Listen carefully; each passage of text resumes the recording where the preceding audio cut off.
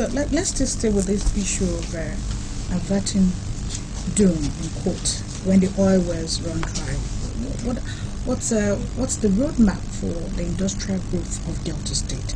We have moribund industries with us. Can't we resuscitate them? Yes, strategically, we are encouraging new industries to come. We are also encouraging resuscitation of moribund industries that are viable. But you know, for any industry to be resuscitated requires investors. And for any investor coming, they must be sure that they can resuscitate that industry. I don't see anybody who is coming to Asaba today and say, I want to resuscitate Asaba textile mill. I don't see it. Because the technology that is there currently is outdated. Most of the equipment are vandalized. Somebody is starting a textile industry in that place now. I mean, what is there really is just the land, and probably the compound. Will just be a new textile industry. I think we just put a new textile industry. But there are some industries in the state that, as well as some of these breweries that have been, that still require, that can be resuscitated. And we are working with our economic advisory team who are attracting investors. And I can safely say that at least 2 of these industries, investors have indicated interest, and they are going to be resuscitated. Yeah, Albert. You just, Your Excellency, you just mentioned the economic advisory team. I think in that aspect, people have really lauded your efforts. Thank you. And I don't know how you can pinpoint areas we say we have actually benefited from their contributions. Okay, now let me say what the economic advisory team does is to look at some of the ways we run government. They are made up more efficient, I would say, because when they have meetings, they subject some of my commissioners to rigorous scrutiny. You know, these are people who are doing well in their various rights. You can't be talking about Bismarck Rewane, and you can't be talking of the Alberto Kumagba or Ebin Oputu, who is Chairman of BOI, or the Managing Director of Chevron. You know, those are the kind of people that we have in the economic advisory team. And these are those people who know what they are doing. And so sometimes they bring our commissioners in their various ministries to tell us, what are you doing? They look at some of the programs and really analyze some of the programs of many of our ministries and put in things here and there. And if they are also the people who have been helping us to seek investors to resuscitate some of these industries. Like I said, I think there are 2 or 3 industries today that are in the process of being resuscitated. And they've also given us some links to some financial institutions and international institutions. So a lot of these financial institutions now have more confidence in the way we run our government than before. You know, we have these economic dashboards that we are doing, in which ministries set goal and agenda for themselves and also assess themselves. We did the first one, and we're in the process of the second one now. They also encouraged us, if I introduced it to us, and in another 2-3 weeks, I will be discussing with ministries the results of their performance, and that keeps everybody on his toes. So all right. You've made sorry, let me just come in, because this area is important before we open the line. Your Excellency, right now the nation is experiencing some measure of divisions, especially with the major party, PDP. For instance, the Governors Forum is polarized, all because of, as it were, Mr. President. His intention to run 2015 is far, but it's very close. As somebody from a state that is very, very, very, very crucial to the national project, what is your relationship with Mr. President? Do you support his 2015 bid? Well, I don't know whether anybody still has doubt about my relationship with Mr. President at this stage, because I believe in him. I believe in his presidency. I believe that with all the changes around him, he's keeping his head above his shoulders and doing it very well. You know, this is the first time somebody from the South is occupying that position. And with all the challenges on the ground, the way he came here with all the challenges, initial turbulence and all that, it's stabilizing. I think he's doing well. I'm 100% in support of him. Whatever he's doing now and the future. I don't have my reservations at all. And I don't owe anybody any apology. And like I keep saying, politics in Nigeria is still very regional. There's nobody who is only in position today that will forget his village, forget his community, forget it.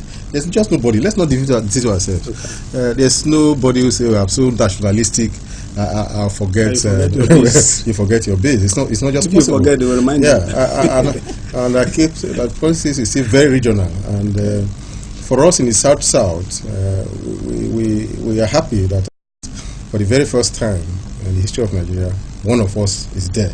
And we thank every Nigerian for the support in putting him there. And we're also appealing that Nigeria should continue to support him to succeed.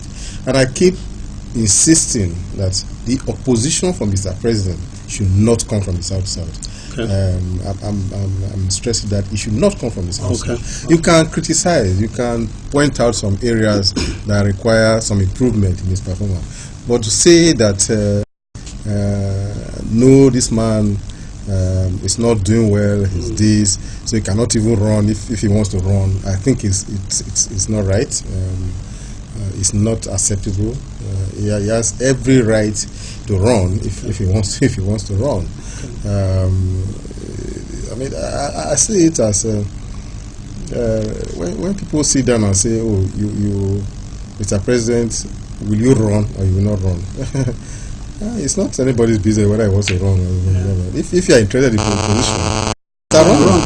You don't have to wait for whether he will run. Early. Yeah, you don't have to wait for whether he will run or he will not run before you start indicating your interest. Go and run. And, the issue of his running or not should not be something that people will use to destabilize Nigeria, or to destabilize the country. I think it's very, very wrong. It's not acceptable. It's condemnable. We should just allow the man do what he's doing. When the time comes for election, if you think you're strong enough to win, come and convince us. Okay. All right, viewer, you are on to the executive phone-in program with His Excellency, the Governor of Delta State, Dr. Emmanuel Uduaghan. Just permit us to take one more question. We'll open the line. Remember, the line is 056-290-337. You will call in and then, of course, interact with His Excellency directly. We'll take one more question from you before we open the line. We're still staying with politics. Okay. When is the local government election in Delta State going to be? Well, I think as far as the local government election is concerned, I've done my part as the governor to talk the Delta State Independent Electoral Commission.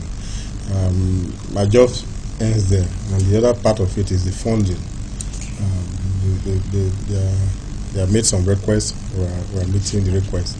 The issue of the dates will be fixed by the commission.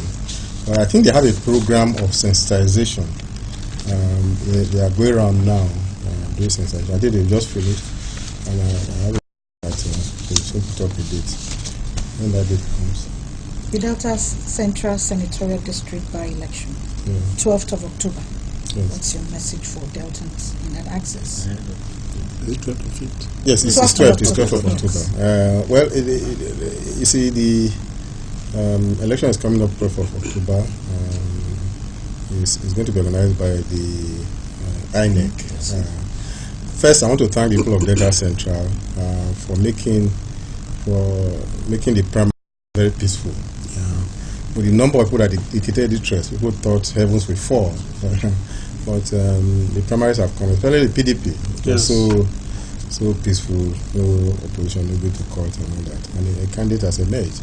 And I know that even the other people who indicated interest are walking around the clock to ensure that the candidate wins. My advice to people of Delta Central is to carry out a very peaceful campaign and also a peaceful election. And somebody will emerge. And we must note that it's a by-election for a position that will just be about 40 to 50 months. So it's not something worth killing ourselves for. All right, viewer, we'll open the line and then we require you to call in or send your email to askgovuduaghan at gmail.com or askgovuduaghan at yahoo.com. If we have any email, you can read while we wait for the lines. The line is open. If you have anything to say, you can call. Any interaction, contribution to this program, you can call on the line 056-290-337. But if we have some mails, one, and it's quite related to this question we just asked His Okay. Excellency. It's from Ufoma Ilolo Shilolo. okay. And she says, "Good day, Your Excellency. Can you swear on your honor that you will not impose candidates on us in the long-awaited, not forthcoming local government election? And when are we going to have our election?" Let me also push it back to Ufoma. Can she swear on her honor that she will not support any candidate? All right, I think we have a caller. Hello, your name and where you're calling from? My name is Warrior. Please, can you turn down the volume of your TV set while you make your call? Yes? All right, go ahead. No, you're still not there. I said, my name is Warrior. Okay, you're calling from where? Yeah. I'm calling from Asaba. All right, you're welcome to the program. Yeah. What I'm calling particularly is to appreciate what the Governor is talking about development in the state, particularly his understanding of issues on ground. I appreciate the way project, the way it's going on, because people don't understand what's happening, they keep complaining. That's one thing. The other issue I want to say is that I want His Excellency to tell people who do most of the advertorial. For example, the tax, the revenue office. They will make a signboard of development projects in Asaba and put it in Abraka. What does that tell the Abraka people? Is it saying that all the projects that the Excellency is doing and his area, there's nothing to show? You have your pool hospital there. You have the dualization project of Cool Warri Road. They should take those photographs and put it in Abraka area or in a food area. Not taking a St. Patrick's project and put it in Abraka. So, because that does not help the image of the government in terms of developing local areas. That's what I like to say. All right. Thank you. I agree with you totally on that area, because we try to ensure that there's development in every part of the state. I agree with you. Thank you, and I'm sure that my people are listening.